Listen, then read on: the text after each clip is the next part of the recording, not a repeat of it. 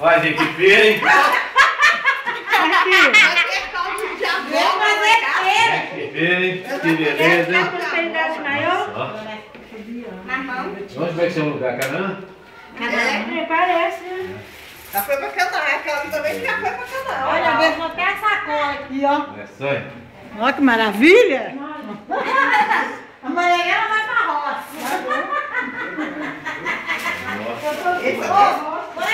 Que maravilha, hein?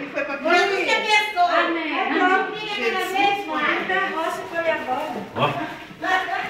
Fala, Lu! Essa é? Toma, todo seu, tá filmando. Tá filmando? Tá filmando? Tem que apertar? Tá filmando, tá. Ah, não precisa nem apertar, não? Bonito! Nossa, não. Você tá madurinho, né? Não sei, eu acho que tá. Tá madurinho. Parece que tá, gente. Aê! Eu tava nem falando da live, velho. Ah, que Deus.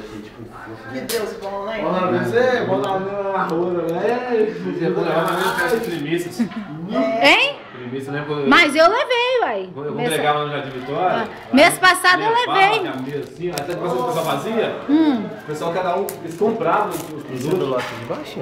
É. O pessoal comprava os Comprar? É, ué, cada um Ah, comprava. eu não sei isso aqui. Levava leite, levava bolo. também é assim. Era assim, já tinha comprado lá no Vitória, né? Eles levavam tudo, que cada um tinha que produzia. Você fica até indeciso.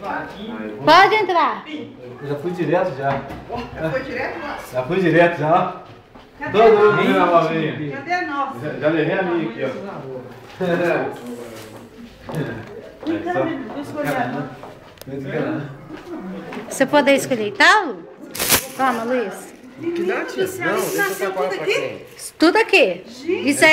Isso aqui, gente, vocês aí que é a multiplicação do Senhor. Depois você fala. E quanto mais eu dou pros outros, mais abóbora dá naquele quintal. Vem cá, Depois menino. você fala com ela, se tiver faltado, você não me fala. Tá, Depois. tá, já. Então, você fala com ela, que eu falei com ela, eu falei, ué, só